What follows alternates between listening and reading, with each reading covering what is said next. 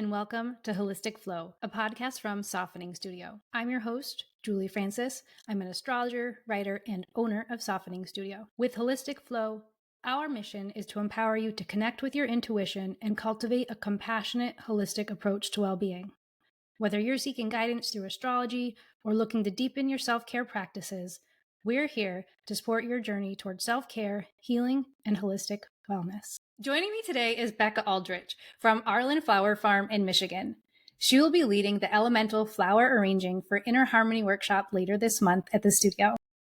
As a modern mystic and midwestern flower farmer, Becca inspires women to connect with the cycles, seasons, and magic of the natural world as a way to embrace and accept themselves fully and freely. Ugh, I love that so much. So, Becca, welcome. Thank you, Julie. I'm excited to be here and to chat about all the things with you today. I'm so psyched too.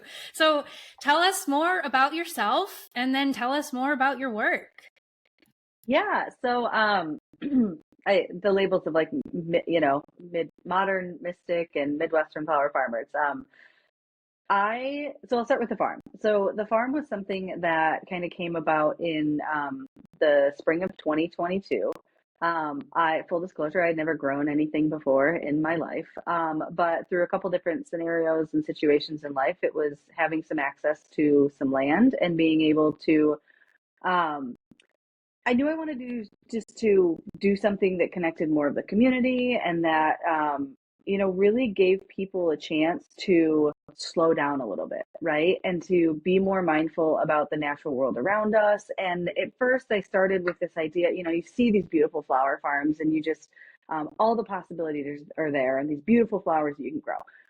But and so now I'm in my second season, and as time has evolved, I've realized how much more important it's been for me to use the flowers as a medium to really inspire people to pay attention to the natural world and the different cycles and seasons that are part of the natural world, right? So it is, winter, spring, summer, fall, and also talking about the astrological seasons and talking about moon phases and talking about the elements and being able to connect all of these systems together in a way that gives us permission to kind of just be who we are in this human experience. When I started to connect the dots, like I always joke that my career path has been kind of a scavenger hunt, right?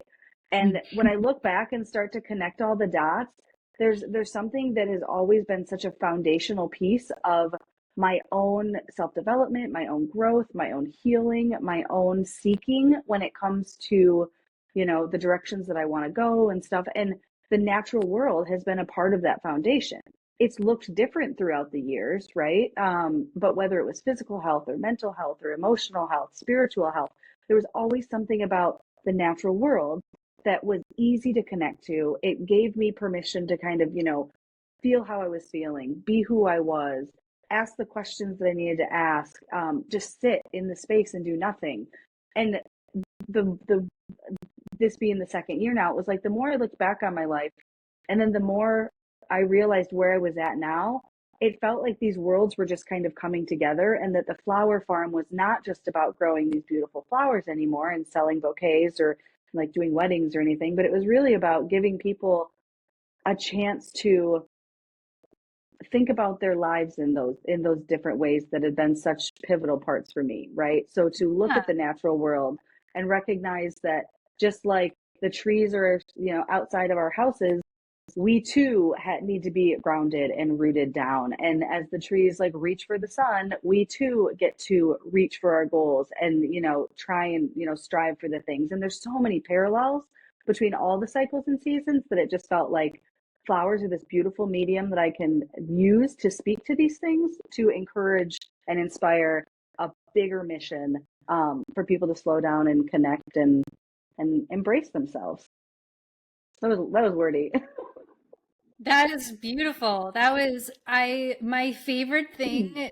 My favorite reference you just made was how we can be like the trees, growing up and reaching. Mm-hmm. There's a complete visual. It was not wordy. It was a wonderful story, and I was right there with you. I was starting to like get so focused on my own visuals that I was like, so beautiful. I was getting really relaxed inside. Yeah, just hearing you even like share your vision and the connections all together. Like, I immediately just felt like, oh yeah. And then I remembered we're recording, so I should probably make sure I'm able to respond and not become so relaxed that I forget what we're doing. So but yeah. I love that you had those visuals, because I think that's the part of the natural world that is so, like, it's tangible, you know, like when we talk about nature, no matter, like, a big part of it for me too is the accessibility of things, right? So I recognize that for me, like, I am incredibly fortunate to have access to land to do all these things, right? To Yeah. grow, that I could expand and have as many flowers as I want, right? But not everybody has that access. So part of it really started to shift in the way I wanted to communicate and in the things I wanted to like offer and talk to people about, because you want people, no matter where they're at, since nature is so tangible and these things that we're talking about are so tangible, that if you're in the middle of a city and when you have a city park, you can still go and pay attention to these things. Or if you're living out in the country, you can pay attention to these things. Or if you're in an apartment, you can pay attention to these things. It's a it's a thing that there's like zero barrier to entry, right? Because everybody has access to some level of the natural world. Any place in the world, really. You know, seasons might look different and what's growing around you might look different, but there's something that is very, that's really tangible and accessible for people. And I think that's part of why it feels so important to use those visualizations and to help, share those messages, because it's something that literally people can just kind of grab onto wherever they're at. Yeah. Yeah. And like, it's so easy to be in that space of disconnection. Like if you can't, like for me, as you know, I live on a 40 plus acre farm with Mm-hmm. trails and garden and such. Sometimes, like I couldn't like, well, I've completely lost my thought. But to go back to what you said, that not everybody has access to it, Mm-hmm. and not everybody has access to that kind of experience. Or the thing that really is notable to me, and I think this is going back to the thought that I lost, is that when I leave here and I go someplace more populated or someplace, in the village, or you don't often find me in a city, but you find me in a city, like Mm-hmm. I'm always seeking out the trees or the plants and the gardening. And Mm-hmm. even in central New York, in the middle of farm country, like sure, there's rolling hills and there's like trees and gardens and things, but then also you can go miles and miles and miles without seeing a single flower because everybody has got their lawns mowed, and there Mm-hmm. is just a very specific style of landscaping, which usually involves a tractor and not much Mm-hmm. landscaping. Mm-hmm. Yeah, So yeah. and that is notable. Like when you come home from being someplace, like for me, I feel two things, or like three things. One, like, oh my gosh, I'm so glad to be surrounded by nature again. Two, I feel like, wow, there was not much nature, or gardens, or some of that visual aesthetic connection that people might have, either on my way home or at certain places that I've seen. And I I go back and forth on this push pull of needing to be in a space that is more populated and offers parks, like for example, like a Mm-hmm. public park. Like I have this strong desire to be in a place that's with people and community and connection, and also in nature. And then at the same time, I also get pulled into that feeling of I just need to get out of here and go back and Mm-hmm. hide out in the trails out behind my house, because I just want to be that fully immersed. And Mm-hmm. um, so I really love that you mentioned that point, because Mm-hmm. I feel it, I Mm-hmm. recognize it. And it's the types of nature too, right? So like, I'm born and raised in Michigan, and so fortunate to have the Great Lakes. I was born and raised, Yeah. well, I was born in northern Michigan, like around some of the most beautiful area in the country, I think, and access to water like across the street. Beautiful, clean swimming water. And now even where I live in West Michigan, we're 45 minutes away from Lake Michigan. And so I find myself craving like the wild nature of the big lakes. And so, and that water. And so, you know, now when you start talking about the other cycles and seasons and how it's all interconnected, like when I know that when I'm craving that water, there is something like emotionally going on as well. Like I need I need that intuitive, I need that flow, I need a little bit of that freedom, like those qualities that we associate with water. And it's like, oh, I'm craving a certain type of nature, you know, versus if I, you know, need to feel grounded, if I'm going into the woods and I'm sitting there amongst the trees and I'm literally like, I am the person like that goes and like touches the trees in the woods. I have like hugged a tree before, like literally, you know, because so it depends on the type of nature you're wanting to, you know, and I think that's where um I think that's where it's the stuff that really lights me up about the farm, you know, like I grow. So like from a very, you know, practical standpoint, I grow a lot of annual flowers that are lovely and mixed bouquets. I've got some perennials, lots of peonies, you know, but just these annual flowers. I shouldn't say just these annual flowers because they're lovely, but it's like I even find myself out there that they're almost like one type of nature, you know, when it's like, oh, I need more fire energy. Like, what am I doing to get that? And being able to associate different types of nature with the elements and the season that we're in and the astrological season, like it all starts to come together. And I think that's where it's been such a tool for me in terms of my own self-awareness and my own self-acceptance and my own healing and even just like conversation and stuff that it's like it's too inspiring.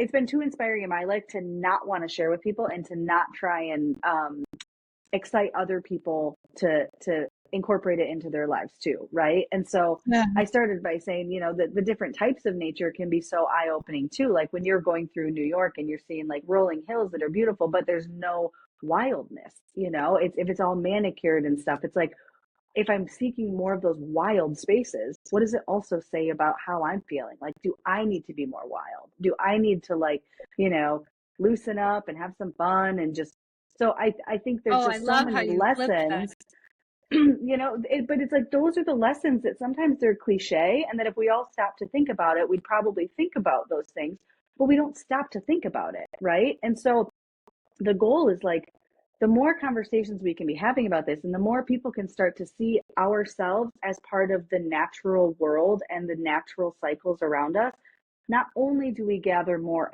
insight and understanding about ourselves, but we also start paying attention to the world around us, right? We start caring about the planet, we start caring about the community because we see the connectedness of it all, and like so that ends up being like an even bigger part of the mission, right? But yeah, I can tangent on things, so Well, so I get fired up talking about it.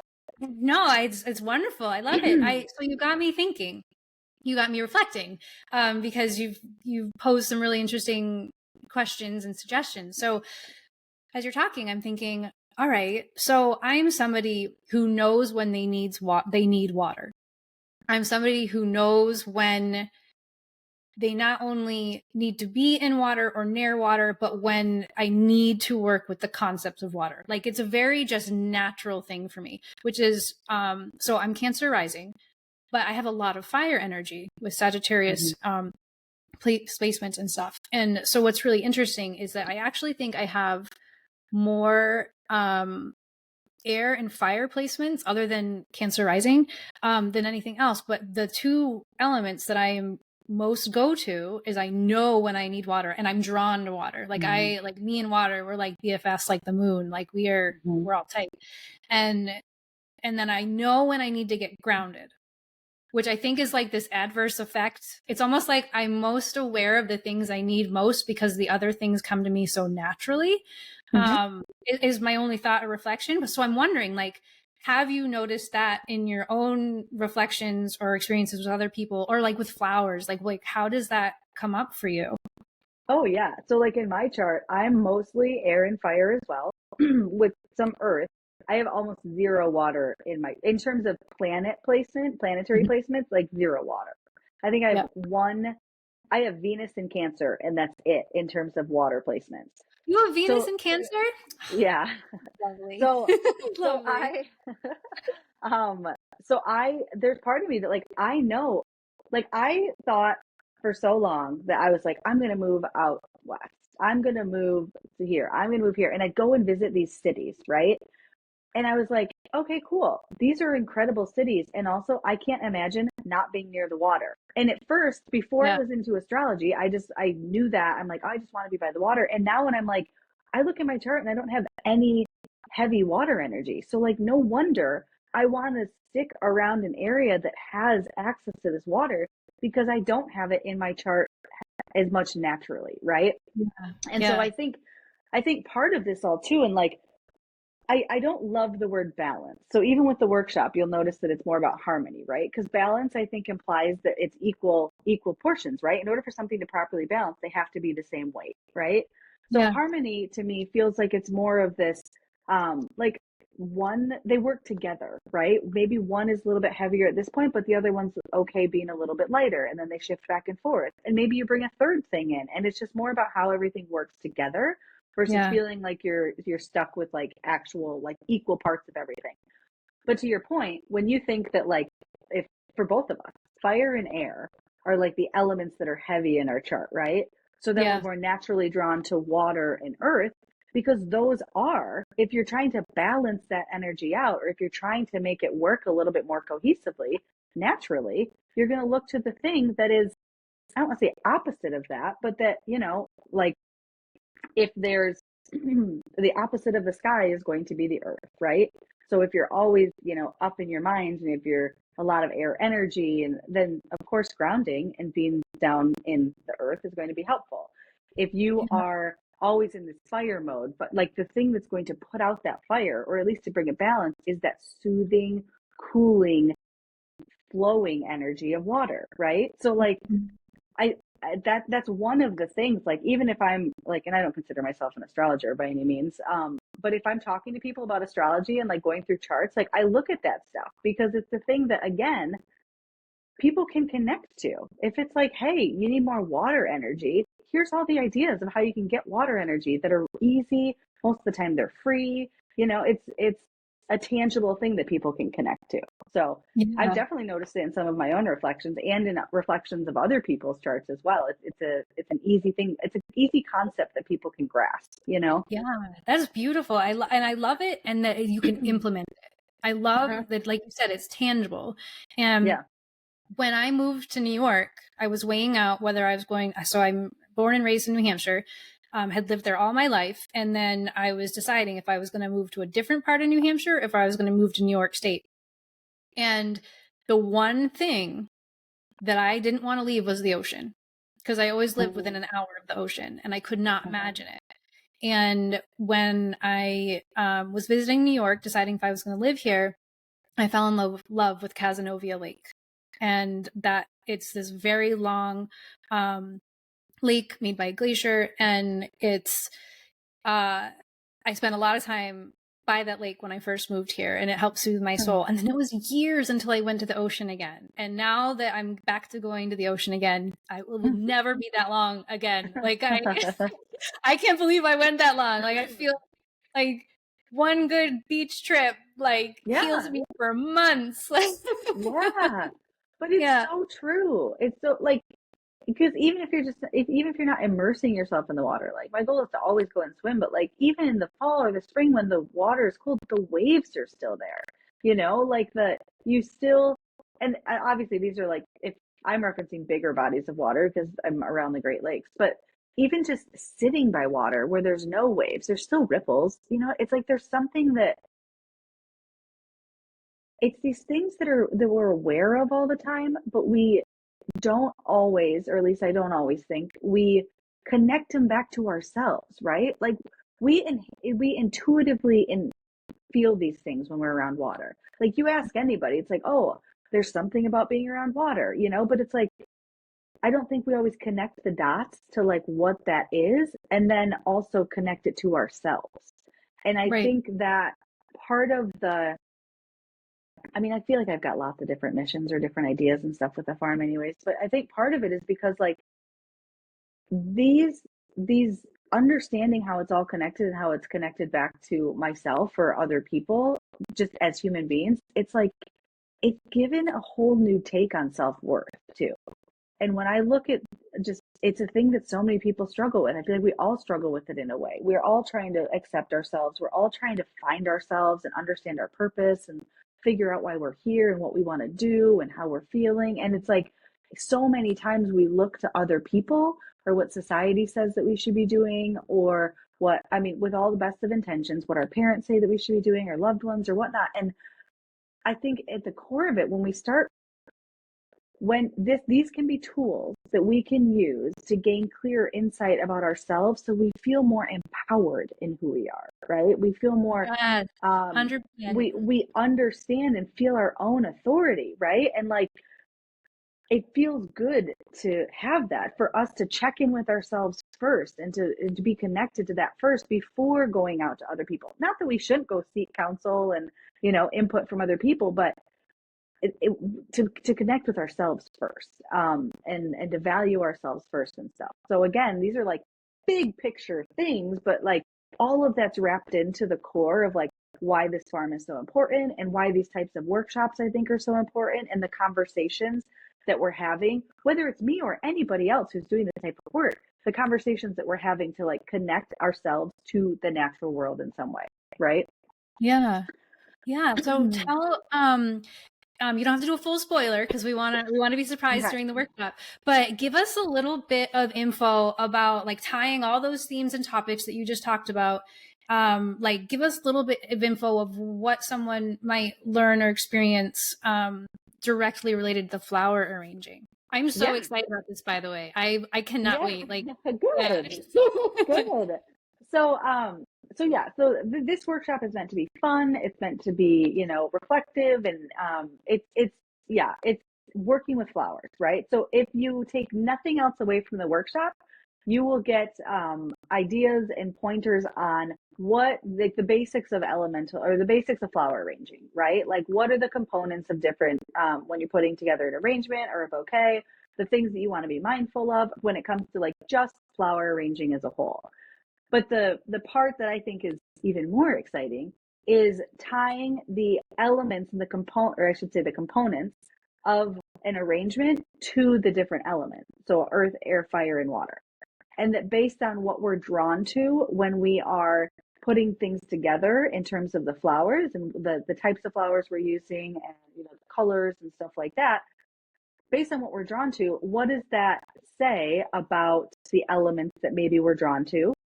Are we needing more balance of one versus another? Are we so it's equal parts arranging and learning how to arrange flowers and the components that go into a bouquet and stuff, but then it's also about taking time to understand the different elements and how we can learn from just like a simple task of arranging flowers.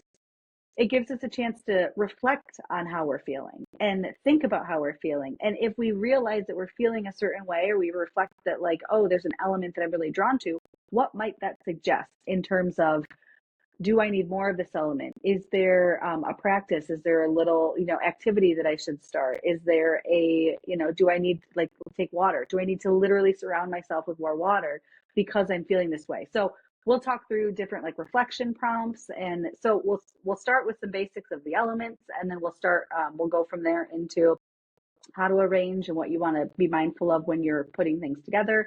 And then we'll arrange and come back at the end to talk about, what are the reflections and what are we drawn towards, and what might that mean in terms of things that we're seeking for our own well-being, for our own inner harmony, like the title suggests.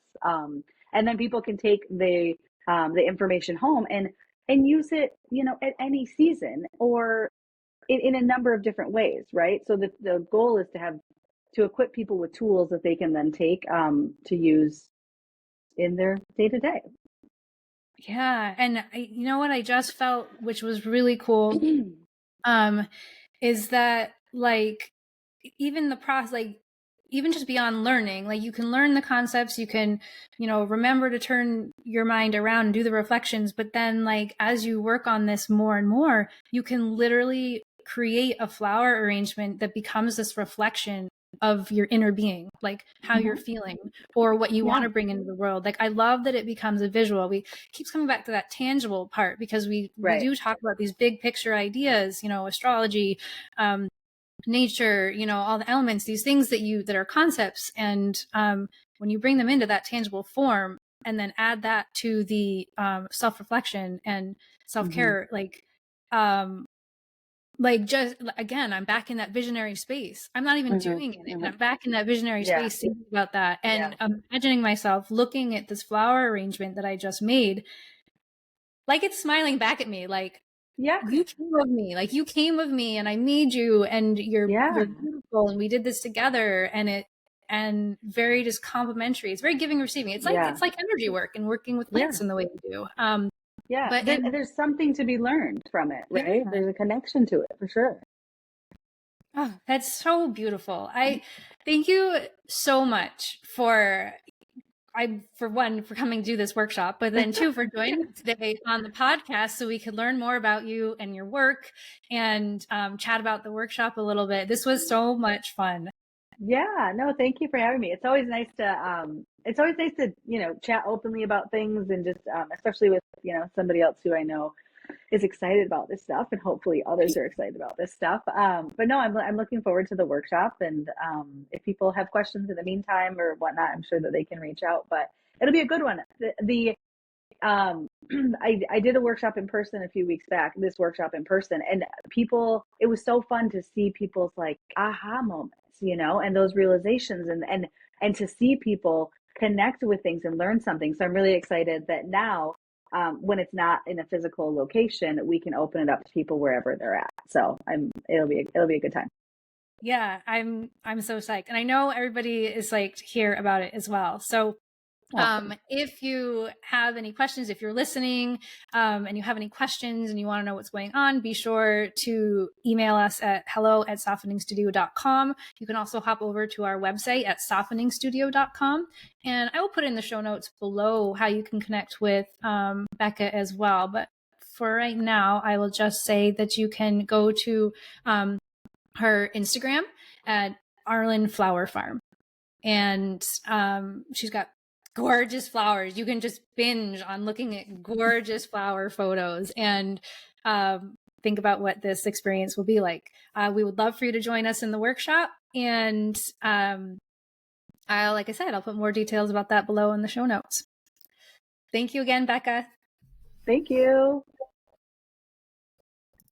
Thank you so much for joining us in this episode of Holistic Flow. To learn more about Softening Studio's offerings, go to softeningstudio.com. We look forward to having you in our community.